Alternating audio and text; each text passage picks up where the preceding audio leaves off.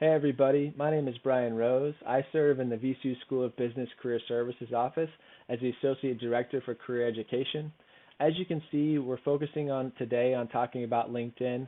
We'll talk about a few other platforms very briefly towards the end, but the focus will be LinkedIn.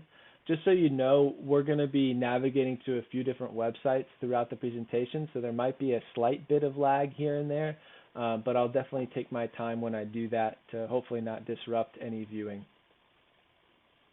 So for the first thing we need to do here is we need to get on the same page about LinkedIn and why it matters and who uses it and all that good stuff, right? It's important to realize that, the scope of this platform and why it matters. The first question I often get with people, no matter who it is, it could be college students or alumni or anybody, is, does LinkedIn really matter that much? And I say, of course it does. And you're business students, so likely numbers are helpful to convince you to believe something. In 2016, the summer of 2016, LinkedIn sold for $26.2 billion to Microsoft. That same summer, what was left of Yahoo sold to Verizon for 4.8. So by just genuine scope, right, and how much the company's even worth, it's important to, turn your head and say, oh, this might be something I need to look into. The number that really matters at the end of the day, though, is there's two of them. The first number is that there's over 125,000 VCU alumni on LinkedIn, right? Those are people that are doing some really cool things that you could maybe connect with and learn from. And so the second number that really matters is literally according to a lot of different platforms like Business Insider and Forbes and whatnot, they record that around 70% of all internships and jobs are attained through referral. Okay, so what is a referral? A referral is when someone that you know or someone that you intentionally get to know recommends you to an opportunity, which makes your resume, be that much more looked at, which likely gets you the interview, and the interview then gets you the job. So 70% of all internships and jobs are attained through referral. And we'll kind of talk about this a little bit more, but it's important to realize that LinkedIn is a great equalizer. It doesn't matter, where you're from. It doesn't matter, what your family members do. It doesn't matter anything about your pre-existing connections. It's important for us to rewrite the phrase, it's not what you know, it's who you know. It's important for us to rewrite that and say, it's not what you know, it's about who knows you, right? Because that gives you more agency and power, right, to make sure that people know you. And so you can use LinkedIn to network, to get referrals, to meet people, to learn, to grow, to understand next steps in your career. There's many reasons to use this platform. So what is LinkedIn? How does it function? Well, we want it to be our most professional, social media self, essentially. It's our, professional internet presence. It functions a lot as a professional Facebook. So whether Facebook's cool or not, I guess is neither here nor there. But just like Facebook, LinkedIn has a news feed. And on that news feed, for the most part, people are posting, career achievements and, next steps. I joined this organization. I went to this conference, posting trends in their industry they find interesting, that type of stuff, right? We want to make sure that we do not, get sucked into the trap that sometimes you'll see on your news feed from, random people about, getting political or maybe engaging in the comment section a bit more like you would maybe on Facebook or some other. I don't suggest engaging in comment section like that on any social media platform. That's not good branding of yourself, and that's not good engagement for yourself as a person. But especially on LinkedIn, we want to realize that, yes, it is kind of a social media platform, but this is your best professional self. This is your professional life. This is your professional reputation. These are your professional relationships, and we need to engage with it as such, right? It's your resume that never sleeps, because once we have our information on there, which we'll talk about in a little bit, LinkedIn Recruiter is a platform that recruiters and human resources professionals use to type in keywords to find students. So say they're looking for, accounting graduates in a 30-mile radius of Richmond, and they're typing in that they want people who are going to graduate in 2021. you're likely going to show up if you're an accounting student and you're graduating that year, and you're going to be sent an opportunity, right, to apply to an internship or to a job. It's your resume that never sleeps. And like we've talked about, we want to perfect it in order to intentionally connect, because for the most part, Rams want to help Rams. VCU alumni want to help. Those 125,000 VCU alumni on LinkedIn will definitely likely, but will likely want to help you out if it's just a conversation to learn more about what they do, and even if it's a referral, right? Alumni want to help typically in some shape, form, or fashion.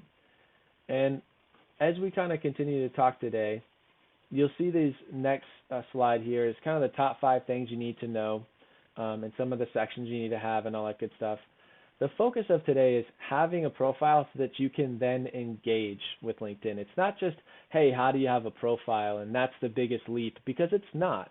You have other social media platforms. You know how to, copy and paste things. You know how to add information to social media profiles. Like, it's not something that you've never done before. Likely, it's something you've never done before. So there's going to be some familiarity. So we're definitely going to talk about how to have a professional profile and the different sections to have and all that good stuff. But it's important, your mindset now and your mindset after this presentation, is that my mindset with LinkedIn is to utilize it for a purpose.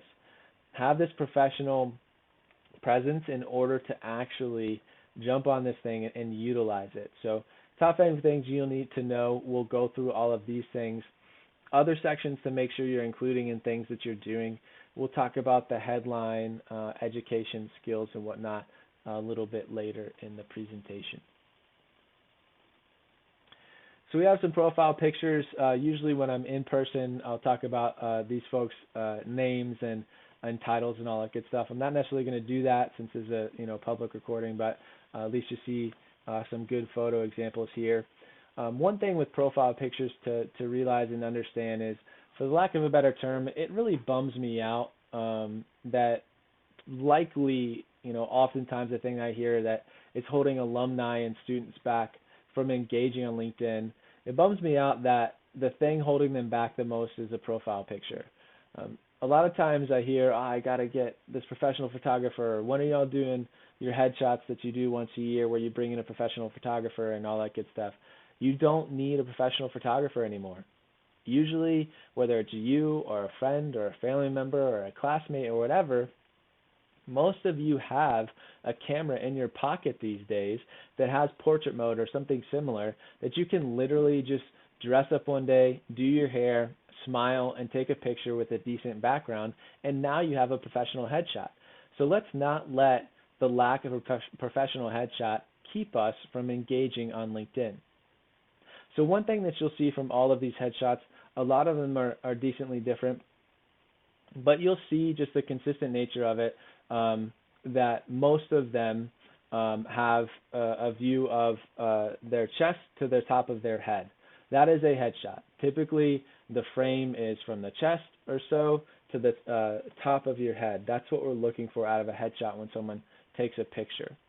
Overall, on the right side here, you'll see that you really should match both your brand and your career interest.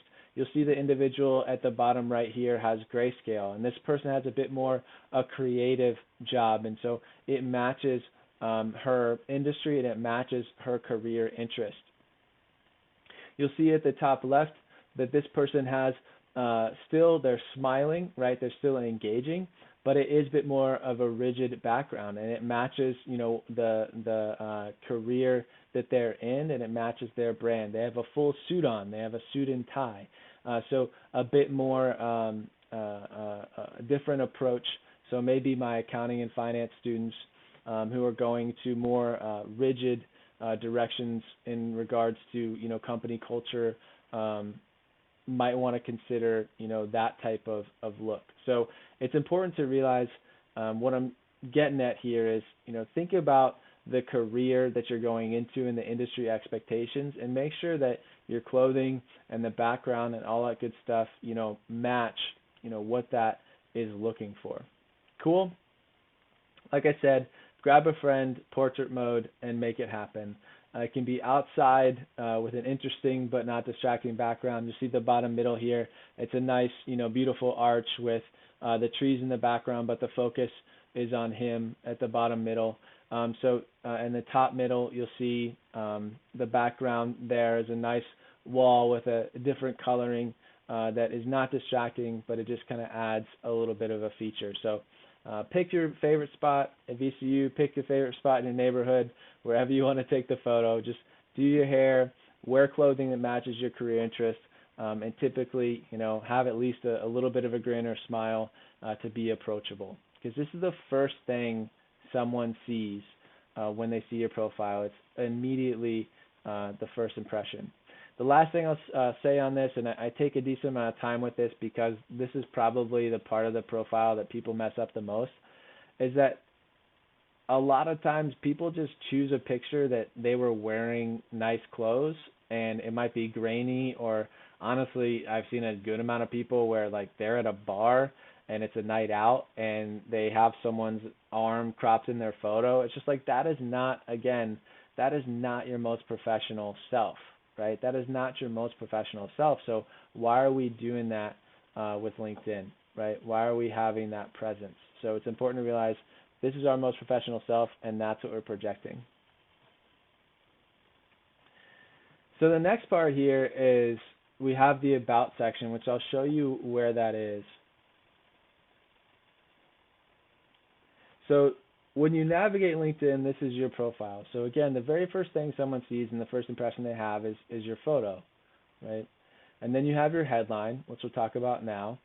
You want to make sure that your headline is typically, if you are in a job or internship or something that directly relates, to your career, you can put accounting intern at company, or marketing intern at company, or social media coordinator at company, or whatever it is, accounts payable specialist at company, right? If you are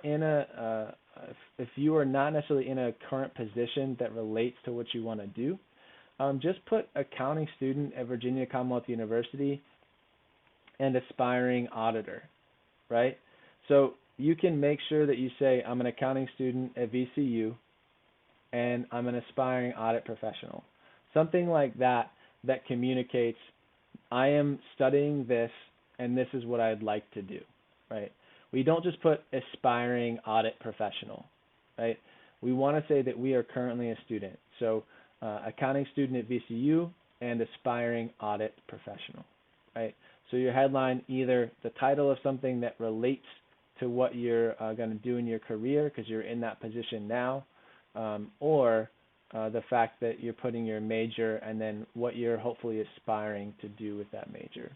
If you don't know, just put, supply chain management and analytics student at VCU. The next thing someone sees on your LinkedIn page is your About section. And it's the only place on your LinkedIn profile that you have the chance to describe yourself, right? So you have the chance here to list your experiences and what you accomplished, just like your resume, but this is really the only place that you have the chance to describe who you are. It's kind of like a mini cover letter. So the way I tell people to handle this About section is you're describing your motivations, what you're driven by, what you're excited by, right? Then you're kind of talking about the value added, right? The skills that you have, the experience that you have that possibly relates to what you want to do. And next steps, again, build off of the things that you're interested in. I want to do blank upon graduation.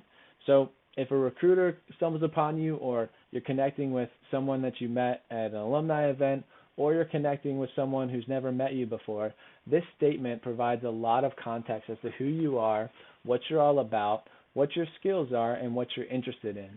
So for example, I'm going to go ahead and read this out. I'm a third-year student at Virginia Commonwealth University pursuing a Bachelor of Science in Business with a concentration in risk management and insurance.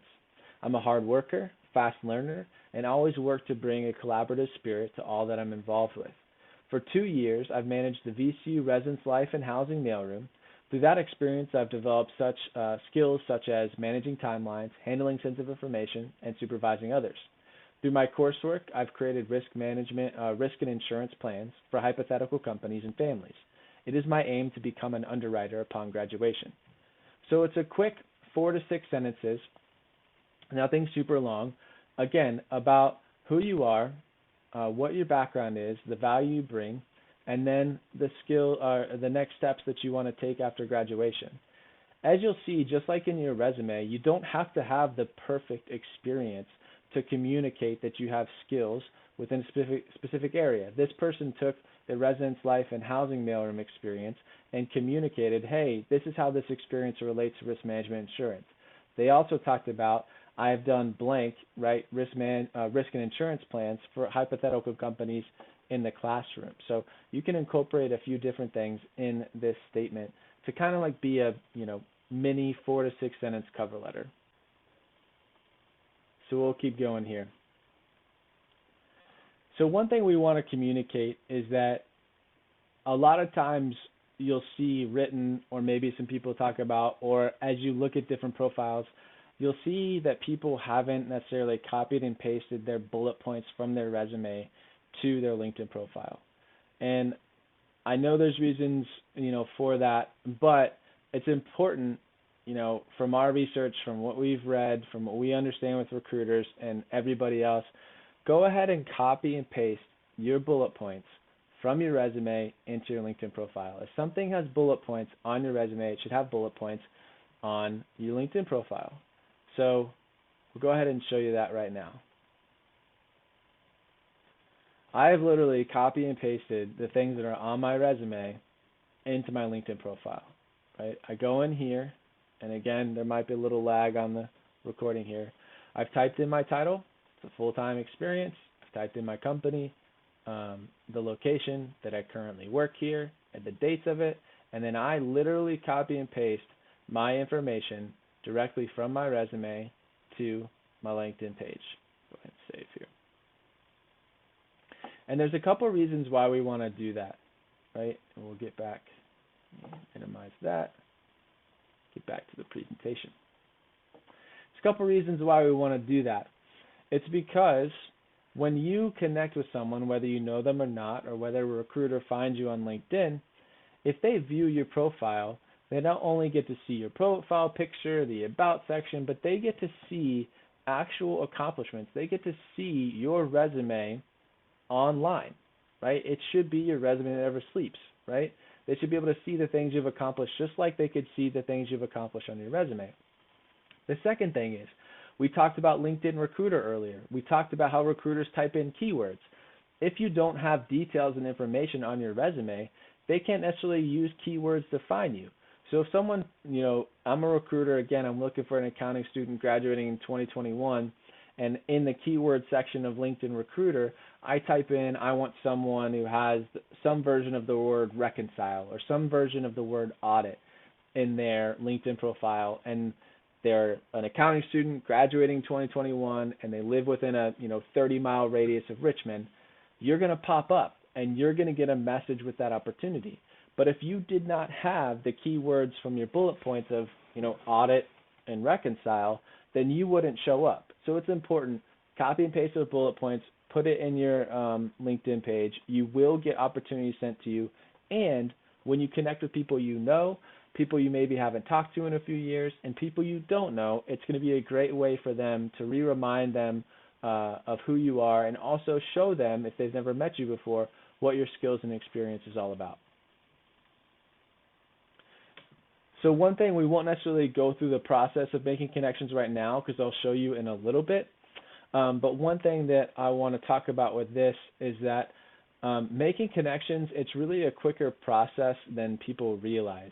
Start with old bosses, immediate family, aunts, uncles, cousins, faculty members, peers, folks you're in class with and talk to sometimes, right? And so build up your connections starting there, right? People in clubs or organizations that you're in with, all that good stuff. So build up your connections there. And then, which I'll show you in a second, is utilize your people you may know tab, which we'll get to in a few minutes. Utilize the people you may know tab for suggestions, right? And what that's going to provide is it's an algorithm that says, based off of who you're already connected with, right, this is who you potentially might know and who you should connect with, right? We'll talk about the people you may know tab in a second. One thing I say every single time I present this to students and alumni, if you send someone an Instagram or Facebook invite or any other social media invite after meeting them, you should connect with them on LinkedIn.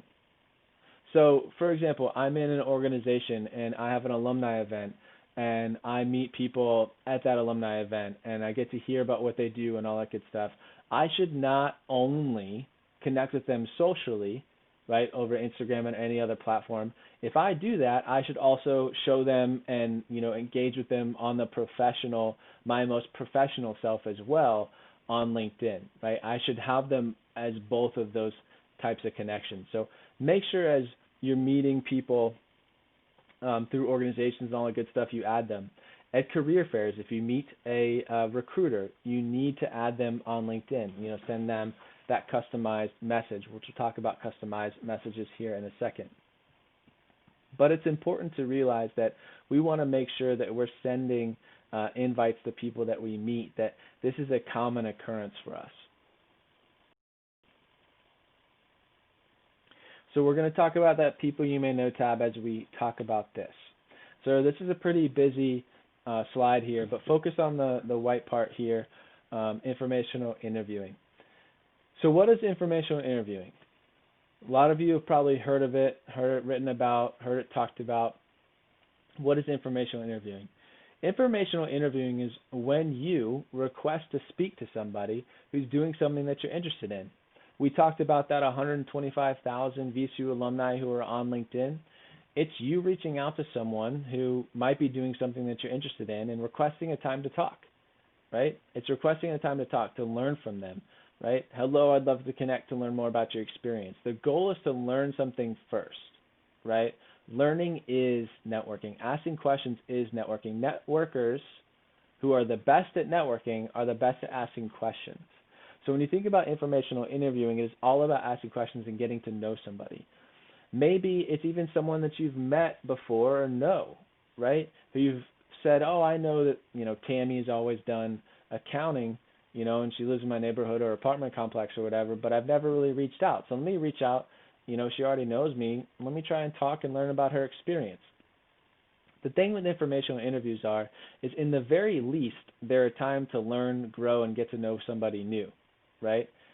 At the very most, and the preference is again, 70% of all jobs and internships are attained through referral. Whether it's, Tammy or anybody else we connect with, that person either, immediately or at some point can refer us to an opportunity, right? I connect with someone like Tammy, learn about her experience, and get to know her. She might not have anything that she can help me with, but she says, hey, Brian, you were really impressive to talk to. Here's some other people I think you should reach out to. And then that person helps me out. It's a snowball effect. It's just one step at a time. So again, VCU alumni want to help, but they just don't want to be used to get a job. So we'll talk about the conversation pointers in a second. But again, it's genuinely getting to know someone, their steps in their career, and then again, hoping that goes to something else and leads to referrals and to things like that. So we'll talk about the message here in a second. So if we go back to the home screen, this is the People You May Know tab.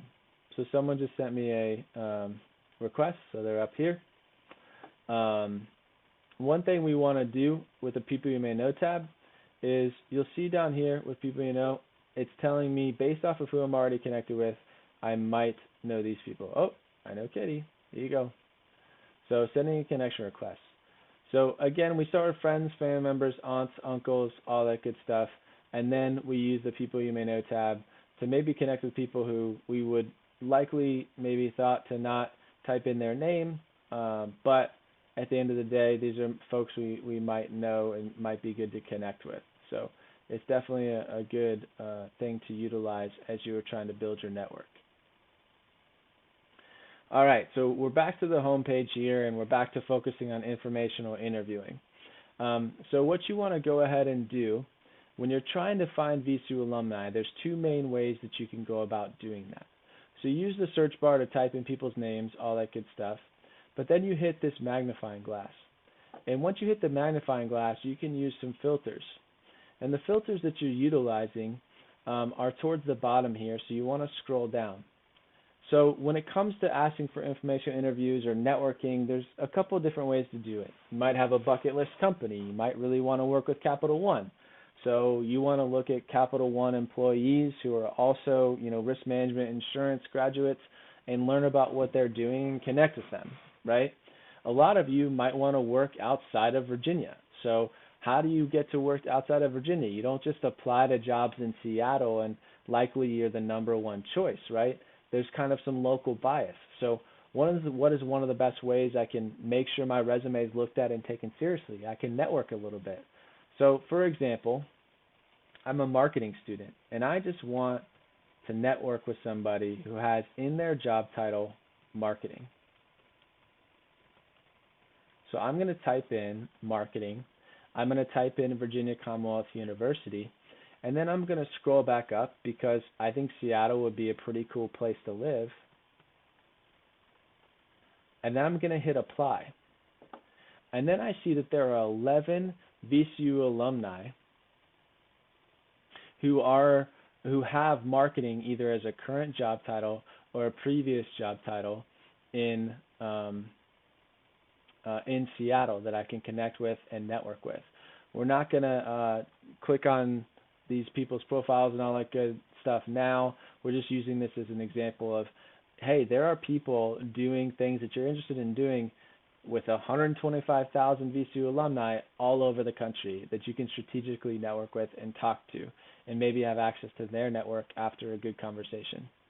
The other way to look up VCU alumni is to go to the VCU homepage. So type in Virginia Commonwealth University, and now there are 130,000 plus alumni on VCU. So the way that you can access alumni through this page is by clicking alumni, and then you can look at where they live, what they do, all that good stuff. So for you, you are, again, I'm a finance student, and I want to stay in Richmond. There are 1,000 finance VCU grads that live in Richmond. Capital One is a place I'd really like to work. And I can click Capital One and look through all these people and see what they're doing, see what their titles are, and take a look at their profiles and see if I might want to connect with them to learn more about, what they do. So one thing about this that's really important is to realize that our message to alumni, especially alumni who don't know us, is we want it to be very direct as to who we are and why we're reaching out. We don't want it to be, hello, my name is Brian. I'm really hoping to work for Capital One. I'm in finance. You're in finance. Can you help me get a job, right? That is not appealing to anybody, right? You're reaching out to connect and learn more about their background. People love talking about themselves, and people love sharing information about things they're passionate about. So we don't just want to say, hey, I'm connecting. Can you help me get a job at Capital One, right?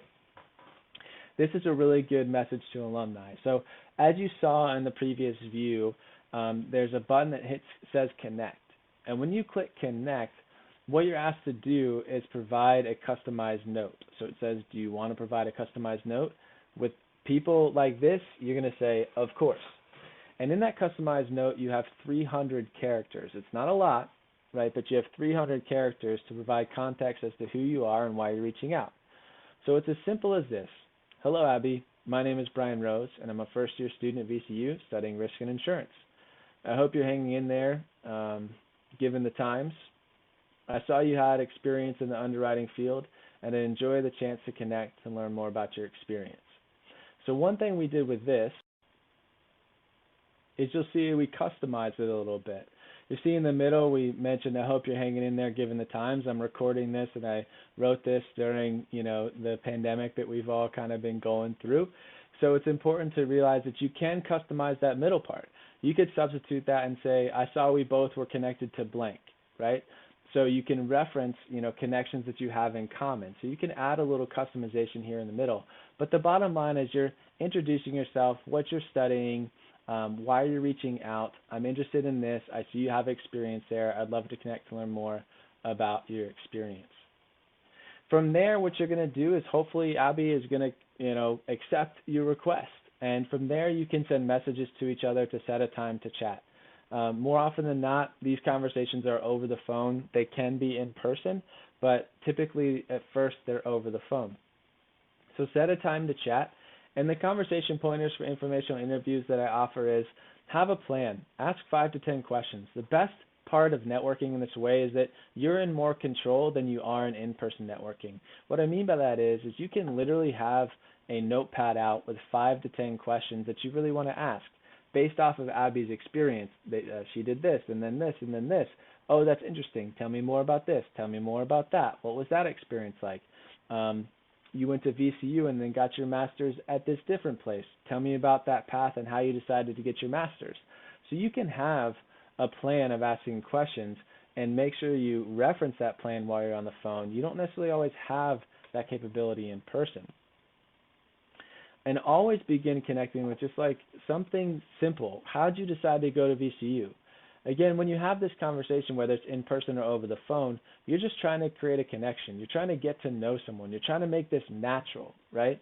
Ask for advice, not a job, okay? It's important to realize that you're engaging with this person, developing a baseline relationship with them, to ask for advice and not a job. One thing that you want to kind of feel out here at the end is definitely request referrals.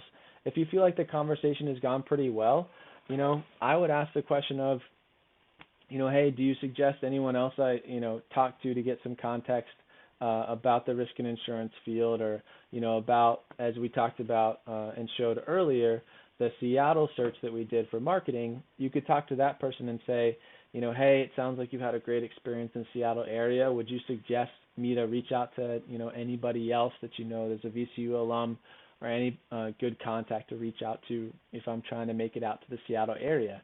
And then again, it's a snowball effect. Always send a thank you message after you speak with them, and then keep them updated, right? Your hope is that immediately this informational interview leads to something.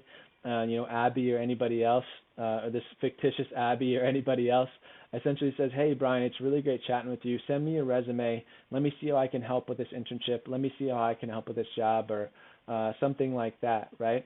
But at the end of the day, it might be a relationship that you strike up that, you can take advantage of it in a year, in 6 months, or wherever, that once you start internship searching, maybe you're doing some networking, proactive networking, which we really, really prefer and we really, really like. Maybe 6 months in advance prior to you applying to internships, you're doing some proactive networking, or applying to jobs, you're doing some proactive networking. And so this conversation was just helpful for you to learn what this person does and more about this company, and now you have this connection.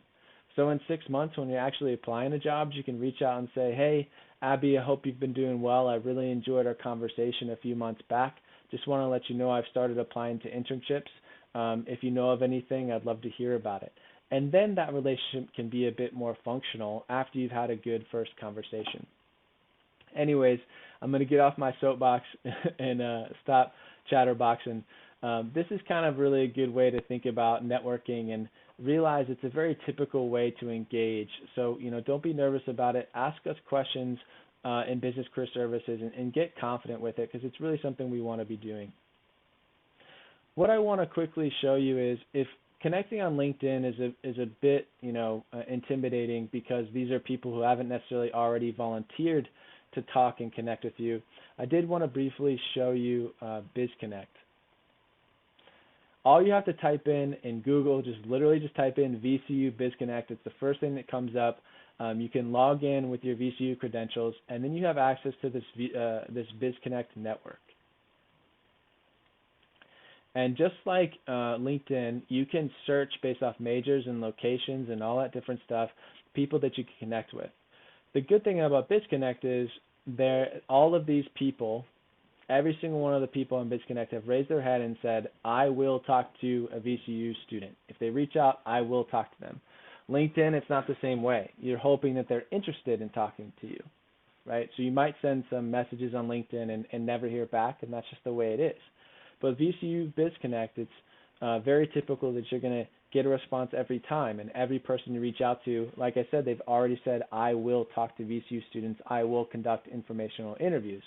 So definitely utilize VCU Biz Connect. There are about 400 plus VCU alumni and friends on there, so it's less than LinkedIn. The scope of it isn't as big, but again, the engagement is still quality because they've already said, I will talk to VCU students.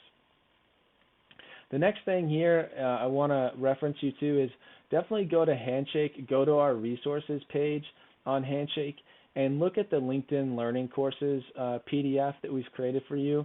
We've created LinkedIn Learning Courses for you to consider and complete based off of each major.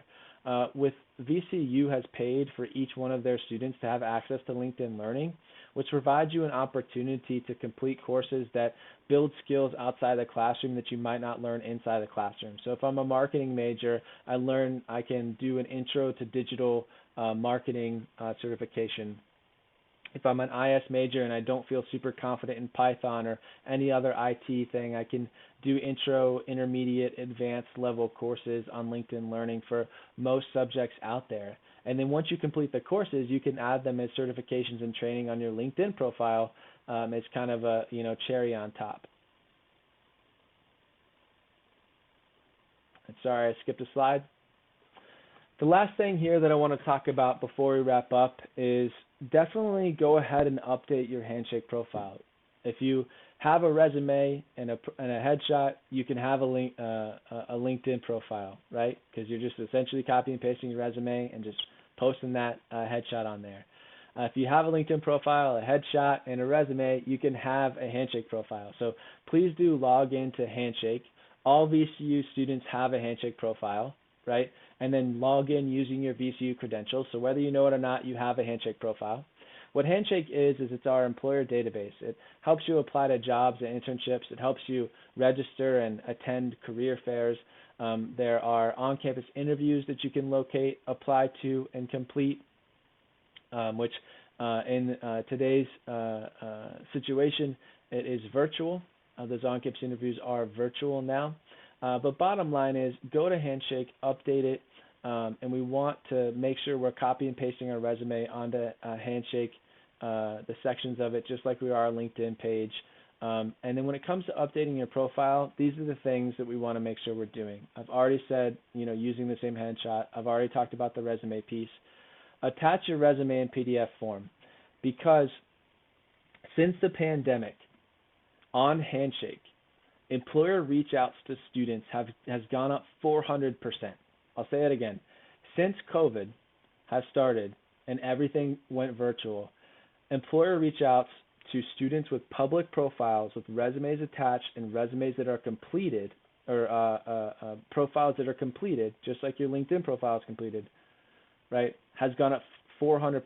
So you have a headshot, you have a resume attached, your profile is completed. Engagement with employers with students like that has gone up 400% since COVID. So you are going to get job and internship opportunities sent your way from employers because of the way that employers now need to connect. They're relying less on events and in-person events and things like that, and more on searching these platforms to find the right students. And again, you have to make sure you make your profile public. So headshot, copy and pasting your resume, attaching your into the little experience sections just like LinkedIn, attaching your resume, and then making your profile public, and you're good to go. The last thing here I want to note is, meet with a business career coach today. We talked about a lot today, and we are meeting with students virtually. Zoom and phone appointments are available. We are typically available for appointments anytime between 9 a.m. and 4:30 p.m. So please do schedule with us, call, email. Primarily, the way you're going to schedule an appointment is go to Handshake and schedule an appointment there. If you don't remember anything else from this presentation, just remember that we in Business Career Services, we care about you. We want to help you succeed. We support you with everything related to career development, and also we help with grad school searching and grad school planning as well. So we care a lot about you, want to help you succeed. If networking is something that's kind of scary to you, if LinkedIn is intimidating, if Biz Connect is intimidating, if Handshake is intimidating, let knowledge and understanding become power over that fear or trepidation or intimidation. We want to help you out. Let us support you. Reach out. Set a time to meet with us. Again, my name is Brian Rose. Thanks for sitting through this presentation, and hopefully it was fairly productive and helpful for you. Take it easy.